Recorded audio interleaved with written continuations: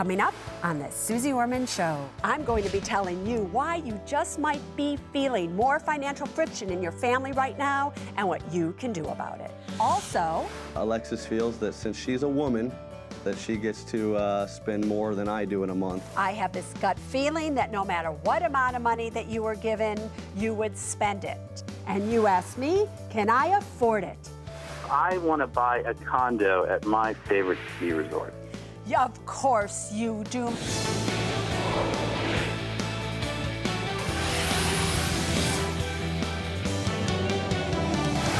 Hi, everybody. I'm Suze Orman, and you are watching The Suze Orman Show. I have a question for you.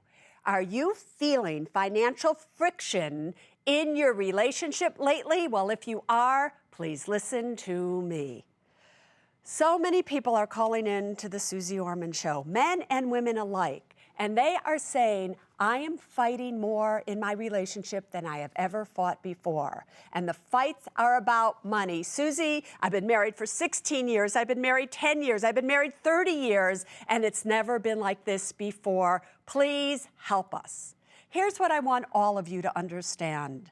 Energy, in my opinion, is contagious. You know, when one person feels funny or happy, everybody is laughing and smiling. When a lot of people are very sad, it causes you to feel sad. When the world is feeling friction about money, the markets are going up and down.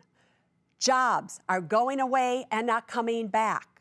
When people who have really, all these years, been fine financially speaking, find themselves in a situation where they can't get a job, they can't pay the bills, they don't know what to do, they've gone through their emergency fund, how else do you expect them to feel?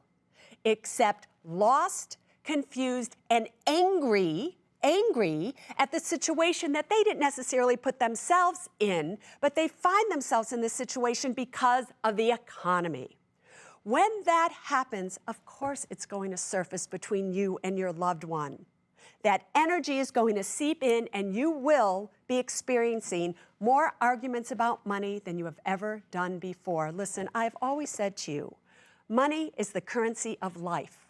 It will show you more about who you are. It will be a magnificent teacher to show you, do you have what it takes to get through this? Are you going to sink under the pressure? What are you going to do? So therefore, here is what I want you to do. I want you to get honest with each other. Just tell the truth. You don't have to hide anymore. Get honest with each other. Number two, don't blame each other. Sit down and without blame, sit down with love and talk with each other, not to each other. You have to have a dialogue with each other. I want you to sit there with each other and work out the kinks. Whatever's going wrong, you can fix it. Here's the bottom line, everybody. Money will come and money will go. But I don't want this financial friction to end up in the result of you losing maybe one of the most precious things in your life, your spouse, your life partner, a relationship that was once great and has now gone bad because of money. Are you kidding me? You can fix this. So I promise you, if you work on who you are, what you have or don't have, that problem will be easy to solve. Let's go all the way to California now. And Sandy, you have a question for me? Yes, Susie. I feel I'm struggling because I'm a really smart woman, successful, employed, in a doctoral program, very ambitious. And I would consider myself very successful in those areas. But one of the areas that I have struggled in is finances. I've been married to my husband for close to 10 years. We've been together for about 16.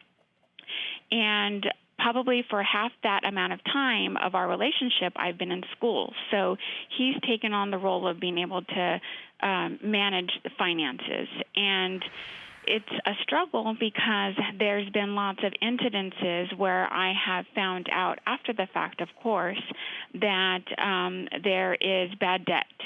And so I have had collectors call me over the course of the amount of time that we've been together. And every time I feel like we close the door on on something, on bad debt, you know, whether it's a couple months later or maybe a year later, I once again have someone calling me. All right, a so collection Sandy, agency. I have to ask this question. Yes. When that happens, what do you say to your husband?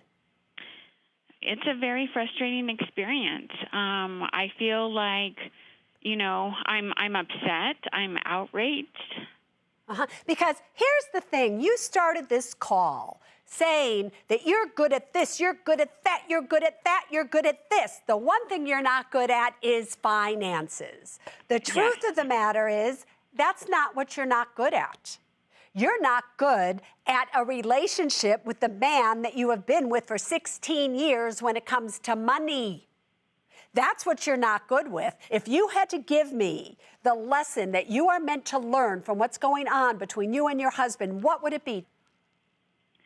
I need to do this on my own. That's right. What has prevented you from doing that? A lot of things. Like what? Like what? I think the first thing is just not knowing where to start. We're in such a sticky mess that I feel like I need to learn how to go about getting out of that. Yeah. How much debt do you currently have? It's probably maybe about $10,000 at this point. I mean, not including, you know, things like school loans, which are, you know, going to happen along the way. I'm just going to say this to you.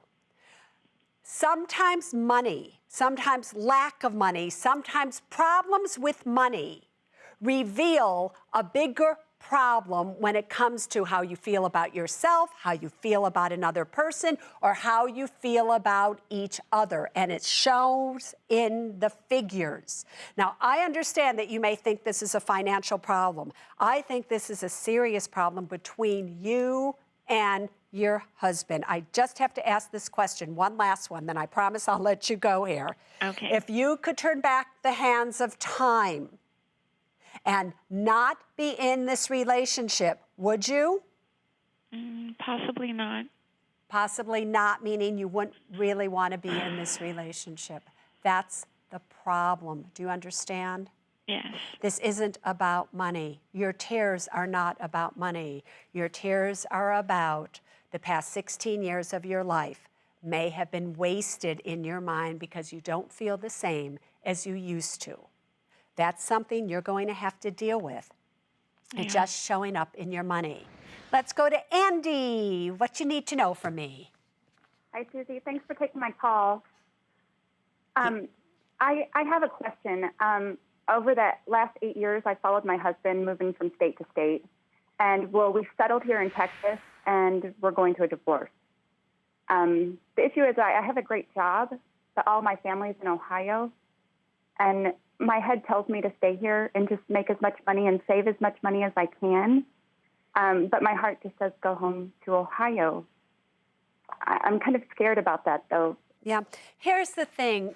You're just now going through this divorce. Is that correct? Yeah. Actually, I just signed the final document a couple days ago. How long were you married? 6 years. 6 years. So a couple days ago, you just signed the divorce papers, ending something that just 6 years ago, you never in a million years would have thought it would ever end, correct? Correct. Now, when that happens to you, everything in your world is upside down. And I have a saying here on the Suze Orman, you are to do absolutely nothing other than to stay safe and sound for at least 6 months to 1 year after suffering the loss of a loved one. Now, people can think that means death.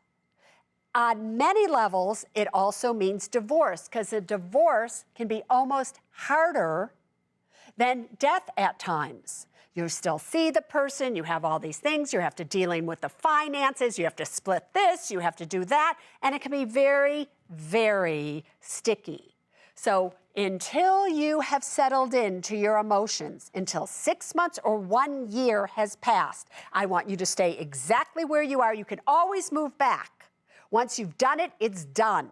But I want you to stick exactly where you are right now for at least 6 months to 1 year, and the answer will come to you during that time. Let's go to Amy. What's on your mind tonight? Hey, Susie, thanks for taking my call. Anytime. My question is, will continually taking advantage of promotional offers hurt my FICO score? Right now, I open cards with special offers. I spend the required amount to get the promo. Then I stop using that card. I leave it open, but I move on to a new card with a new promo.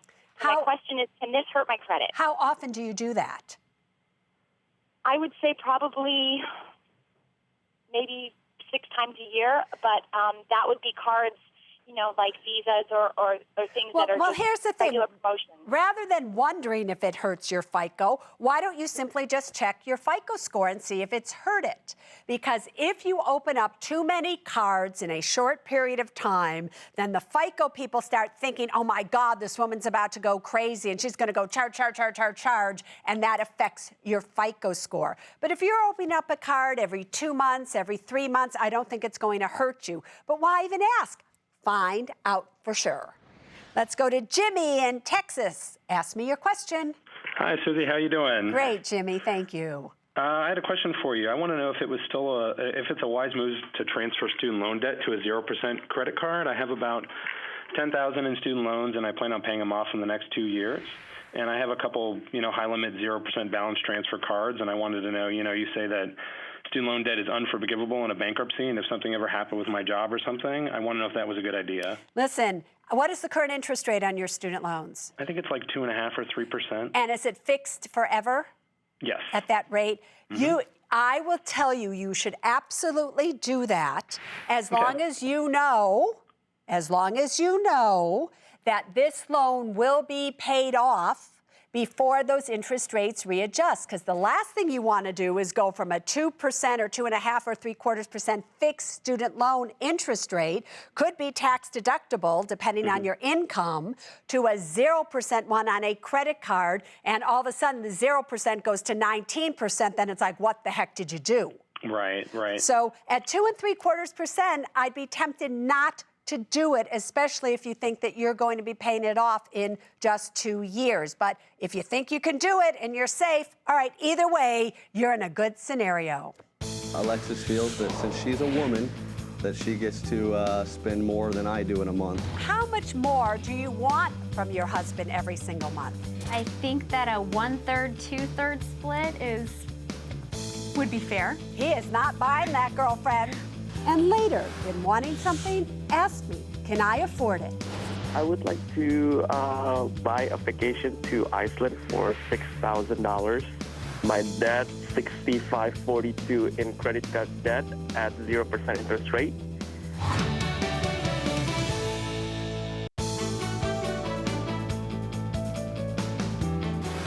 Welcome back, everybody. I love what's about to happen because we're about to have a financial battle of the sexes. Listen, I'm one-on-one tonight with Matt and Alexis. They're coming to us from Indianapolis.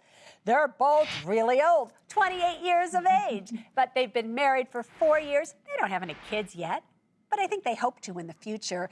Matt, good-looking man. I'm looking at you right now. He's a physical therapist. Alexis is a property manager for a commercial real estate firm, and she's also a part-time MBA program student. They bring roughly the same amount of money, but Matt just thought his relationship was perfect. They were on a 50-50 budget. Everything was going right until Alexis started to say, Matt, I don't think it's fair. I don't think it's fair what's going on here, which led Matt to write me. Matt, tell everybody what Alexis thinks isn't fair. Well, for about the past year, we really tried to get our financial lives in order, and that included shedding a lot of credit card debt, paying off our cars, increasing our retirement funds, and the toughest change has been we put ourselves on a budget. And I thought the easiest way to do that was to cut it 50-50. We each get to spend the same amount per month, and I think it's been going fine. But Alexis feels that since she's a woman, that she gets to spend more than I do in a month, and I don't see the reasoning behind that one, I guess. And Alexis, plead your case here. Well, it's just, I think it's, a lot of people agree. It is just more expensive to be a woman. From your hair to your nails. I have to wear a bra and underwear. He gets to just wear underwear. It's just more expensive to be a woman. We can bring it down to our level, and just because of what I do and the clothes that I have to wear and, dress in a business professional manner, that kind of adds to my personal case. But even that aside, it's more expensive to be a woman. And how much more do you want from your husband every single month?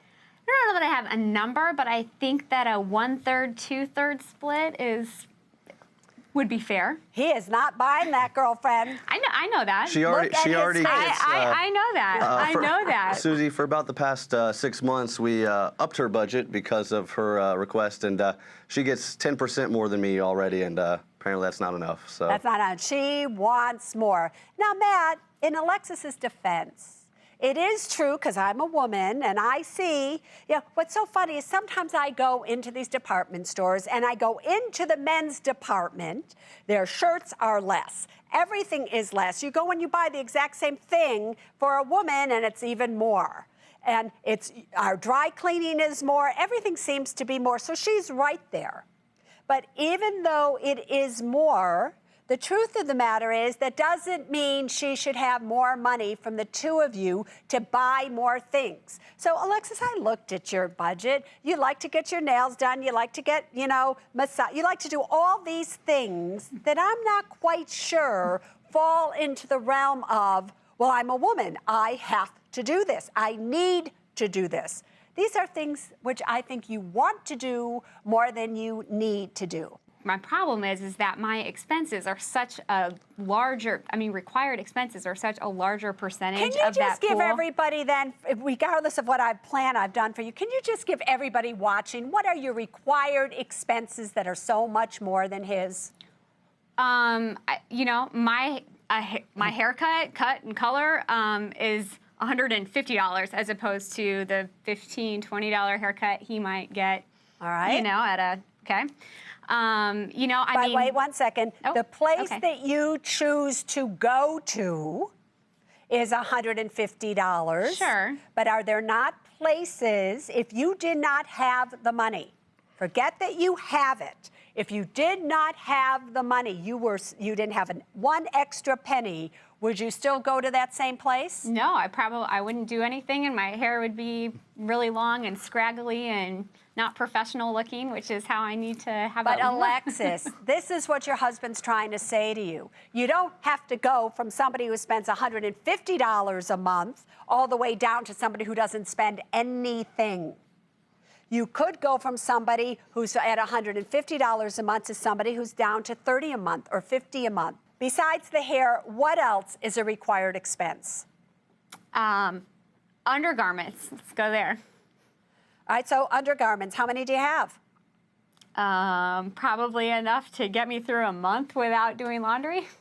So are you telling me that you have 30 bras, 30 underpants, 30 all of that, just simply so you don't have to do laundry?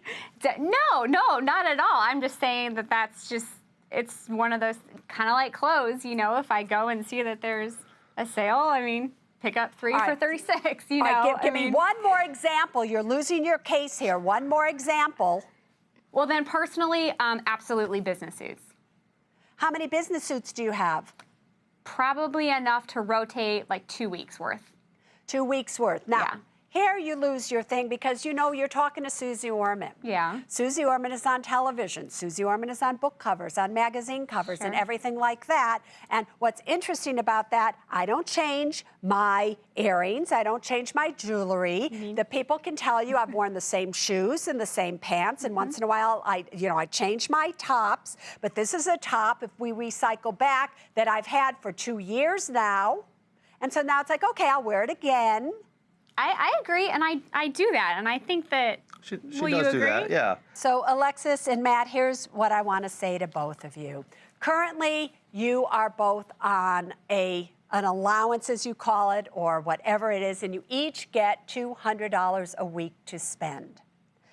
Sometimes, Alexis, you get $900 a month versus $800, but that's still never enough for you. You need more. If you're going to continue that, all right, but here's the thing, Alexis, you need to cut back. I have this gut feeling that no matter what amount of money that you were given, you would spend it.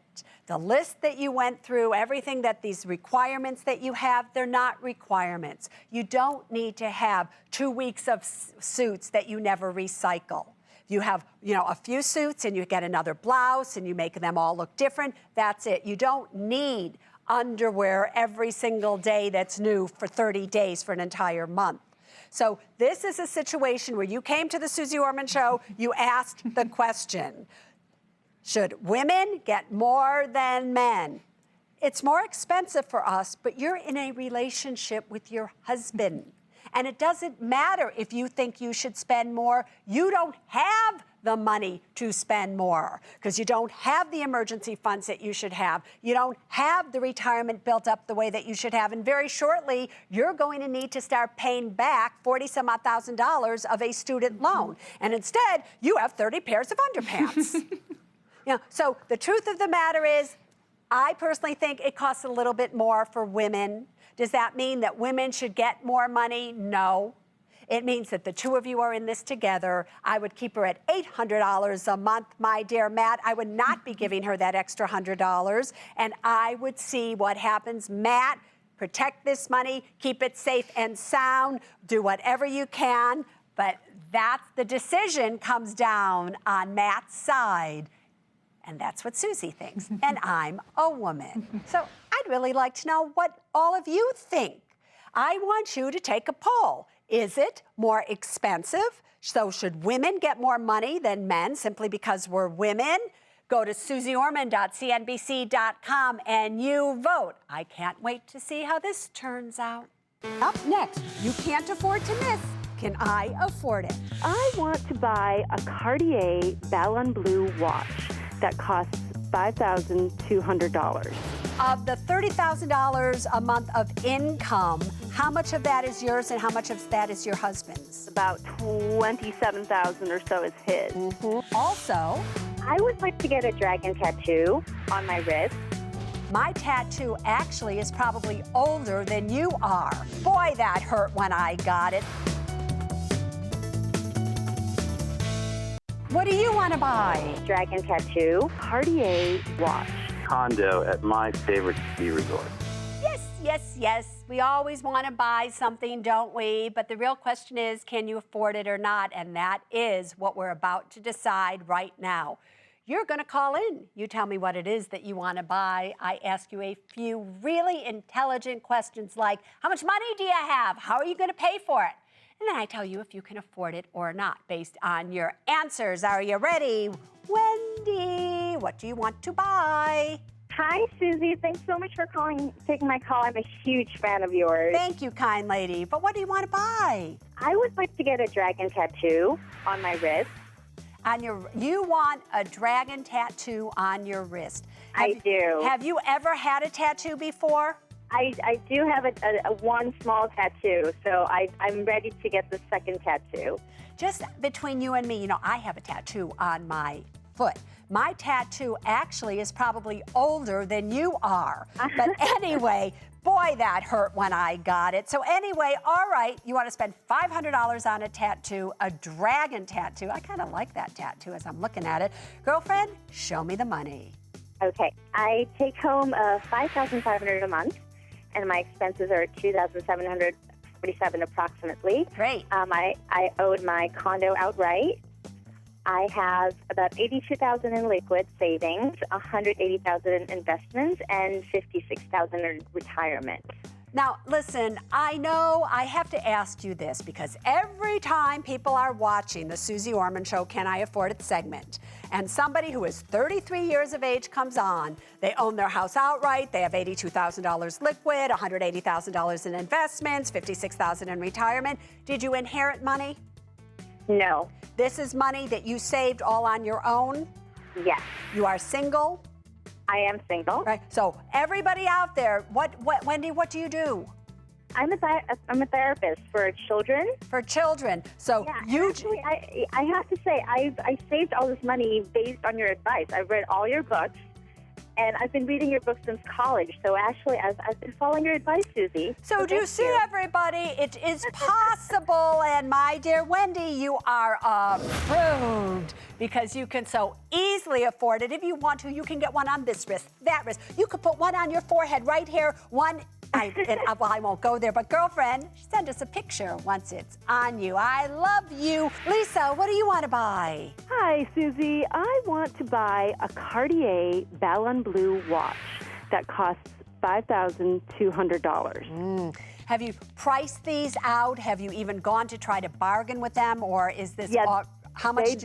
Go on. They don't do any bargaining, but there is a possibility that I could get it for about $4,000 through a watch dealer. I got it. All right. So you want to buy this for who? For myself. I've spent the last 8 years in graduate school and just recently passed my psychology licensing exam. And so it's a celebration for that. I get that. You know, when my second book, The 9 Steps to Financial Freedom, hit #1 on the New York Times bestseller list on April 5th, 1998, not that I won't forever. Do you understand? Those are important things when you do something. I went out and I bought myself a watch to commemorate that. And every time I look at that watch, I think about what it means. So I am rooting for you here, girlfriend. Okay. Show me the money. Okay, so I'm 42 years old. My husband and I have a combined monthly income of $30,500. Our monthly expenses are $10,731. And that includes a car lease of $441. Our debt is a mortgage of $612,000. It's a 30-year ARM at 3.9%. Yeah. And a $17,000 car loan at 5.9%. And how are you going to pay for this? Cash. So in savings, you have $137,000. Is that correct? I'm looking at this. You have $222,000 in investments and $97,000 in retirement. Can I just ask you a few more questions that I'm not seeing on here? Sure. Right. You owe $600,000 on the mortgage. What's the house worth? It is less than that. We originally had 2 mortgages. We paid off the second mortgage in the last few years in full, and now we're concentrating on getting that other one down. But you are underwater in this house. Underwater. So you're underwater in the home. Exactly. Of the $30,000 a month of income, how much of that is yours and how much of that is your husband's? Most of it is his. About $27,000 or so is his. And besides that, you lease a car. Yes. And you have a few things like that in there. So can you afford this? You're 42. How old is your husband?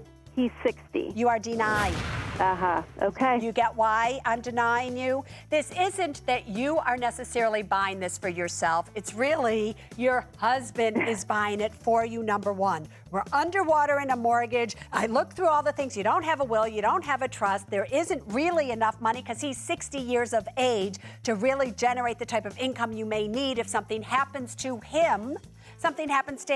You're kind of stuck right here. So, girlfriend, sorry about that. You're just going to have to wait. I know. Ryan, what do you want to buy?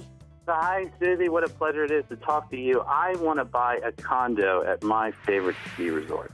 Yeah, of course you do, my little sweetheart. You want to buy a $50,000. Didn't I just sound like that, like Kristen Wiig? When I just said that, I don't know if you watch her mimic me on Saturday Night Live. I said, don't you want to do that, you little... I sounded just like her. But anyway, all right, a $50,000 ski condo. Why not? Show me the money. All right, the money is this. I make $7,980 a month in take-home pay. Yep. My expenses are $6,467 a month. Yep. My debt, all I have is a mortgage. It's a big one, though. It's $374,000, 30-year fixed. Got it. Savings, I have $10,000 liquid. Yeah. $12,000 in investments, and $35,000 in retirement. However, I also have $530,000 in an inheritance that I'll be getting in the next 45 days or so. Oh, well, because, I was just all sitting here ready to push that denied button on you because I'm like sitting here going, what you do? Were you skiing down one of these slopes and hit your head too hard? It's like, how the heck are you going to pay for this now? You have $530,000 in an inheritance. What are you going to do with that inheritance? Well, Susie, I want to pay off my house more than anything. All right. And I want to fill up my emergency fund. Right. But I do want to treat myself to something. And I think this ski condo is what I want to do. It would make a good vacation rental, so it would also generate some extra income for me as well. Ryan, boyfriend, you have been approved. Awesome. Thank you so much. You say whoever left you that money, they saved you there. Otherwise, I would have so obliterated you, I can't even tell you. Anyway, Stephanie, what do you want to buy? Hi, Susie. My husband and I are huge fans of the show. Thanks, Steph. What do you want to buy, though? We just brought our baby girl home from the hospital yesterday, and we'd like to enroll her in a high-end child care center for $1,650 per month. And it's, you know, whenever somebody prefaces something, they go, a high-end child care center. The truth is, nannies can be $2,000, $2,500 per month. So maybe this is a better alternative. But if I had more time, I'd say, what do you mean high-end? But I don't, so show me the money. Well, our combined monthly income is $10,880. Yeah. Our monthly expenses total $7,179. Yeah. We have $407,000 in a 30-year fixed mortgage. Yeah. And $21,000 in a car loan. Yeah. Our liquid savings total $44,000. Our investments are $56,000, and we have $93,000 in retirement. And is any of that money in retirement in a Roth IRA? A small portion of it. Small portion of it. Here's the truth. You're cutting it very close with your emergency fund and everything like that. $1,600 a month brings us up considerably in expenses, but you have the income to cover it. You also have a very good reason. You want to make sure that your kid is okay. Girlfriend, you have been approved. Go ahead and do it. All right. Bayou, what do you want to buy? Hey, Susie. Hey, Bayou, what do you want to buy? I would like to buy a vacation to Iceland for $6,000. My boyfriend and I have been together for 3 years now, and he always wanted to go to Iceland one day. And I was just wondering if I can afford it. And to take him. All right, show me the money. My income is $42.67 a month. Yeah. And $495 of those is a rental income. Got it. My expenses is $34.72. Yes. My debt are $174,000 in 30-year fix, $65.42 in credit card debt at 0% interest rate.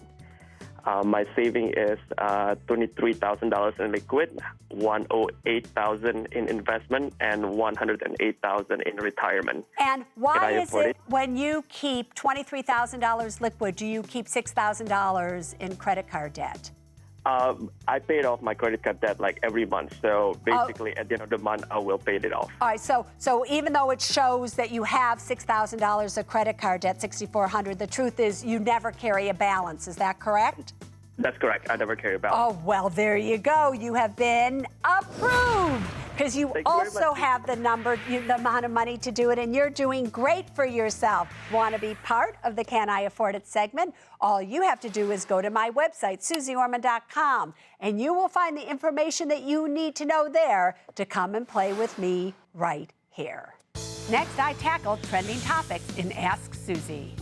Leasing is just stupid. If you ask me, you could pretend like you know what you're talking about. It's a depreciating asset. I can do more with my money. Oh, please give me a break. Welcome back to the Suze Orman Show. Hi, everybody. Here we are in the control room at CNBC headquarters. This is where all the magic happens. Look this way, look that way, camera, action. But here's what I want you to know. I want you to participate in this show, and there's so many ways you can do it. Please take a look at your screen right now. You can send an email in, you can tweet me, you can become part of Facebook, or if you really have a burning question and you want us to see it right away, all you have to do is tweet #AskSusie, and they're all there for you to see and for us to see as well. Let's see what's trending right at this moment. All right, we have a tweet from 2 Kids Mom. When you talk about 8 months emergency savings, is that your normal monthly income per month or just enough to get by? Truthfully, I would love for you to save your entire income in 8 months so that you can live your lifestyle like you're living it now, but it's your needs. I want to know that you can carry yourself with 8 months of needs. Your rent, your mortgage payment, your car payment, your food, your utilities, your phone bill, things that you have to pay. All the things that you maybe spend money on, like a movie, going on vacation, going out to eat. I don't care about those things. I care about, can you pay for at least 8 months of mandatory payments? That's what you should be doing if you ask me. Let's look at another one. We have up right now from Big Tang 1.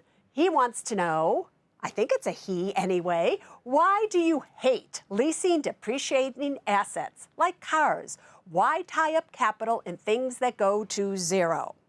Well, the truth of the matter, Big Tang 1, is that cars don't necessarily go to zero unless you crash them and total them and you don't have insurance. Cars are something that if you purchase and if you keep them for at least 10 years, you drive them, you take care of them, in the long run, even though they depreciate, guess what? You are making more out of your money. If you lease a car, the second you lease it, you will be leasing for the rest of your life. And it's not just small payments, it's $300, $400, $500 a month.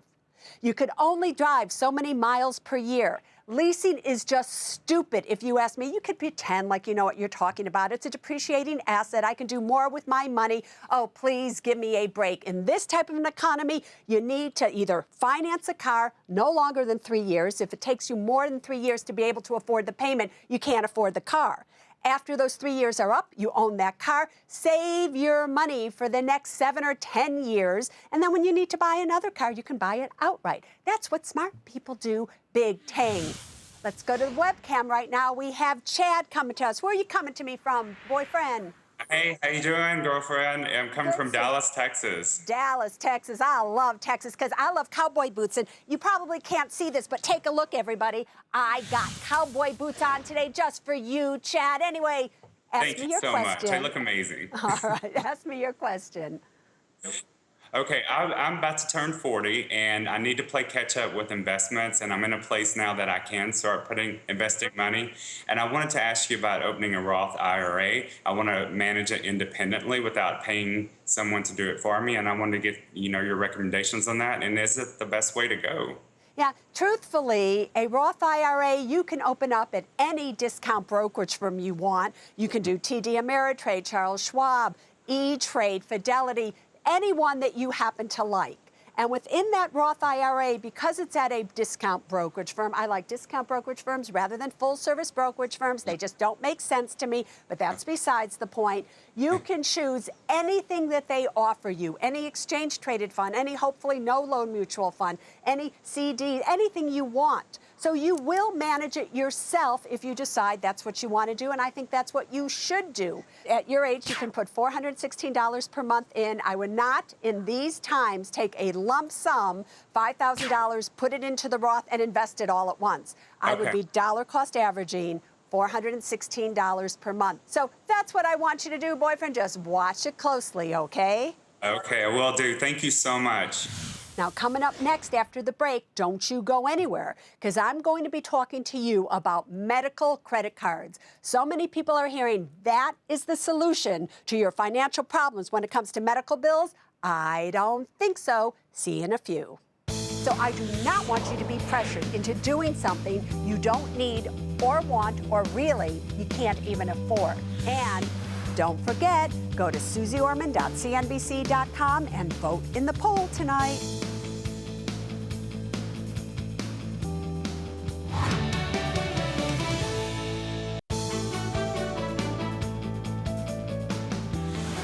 Welcome back, everybody. Let's talk about being healthier and wealthier. You know, with the cost of healthcare skyrocketing, as I've said before, you have to count every penny and you have to make every single penny count. So what are you doing to save as much as you can? If you are thinking about using medical credit cards, listen very closely. A medical credit card is a special credit card used specifically for health-related costs not covered by medical insurance. The cards are usually offered to you at a doctor's and dentist's office. But even though these cards are used only for healthcare-related expenses, they're like any other credit card. They're going to charge you interest on balances, and they can get you in trouble when you're spending money you don't have.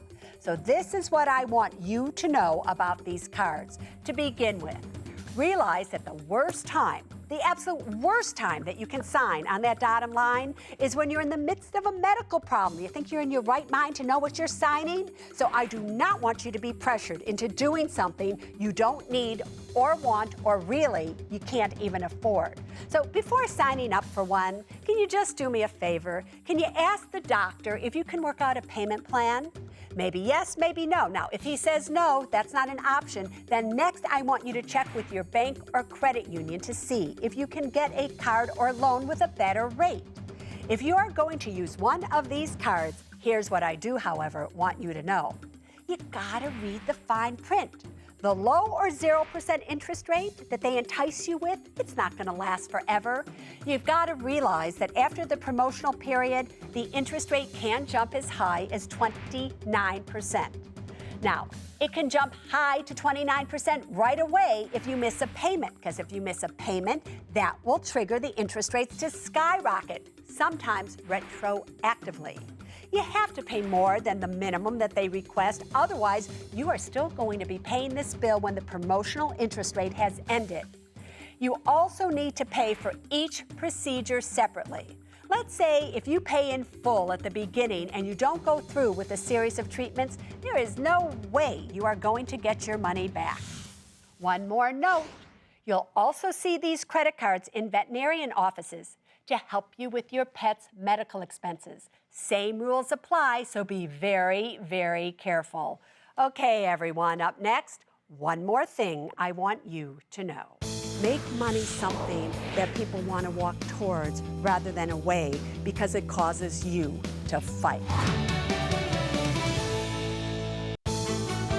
Welcome back to the Suze Orman Show. All right, everybody, before we end tonight's show, there's still one more thing I want you to know. I started tonight's show talking about financial friction.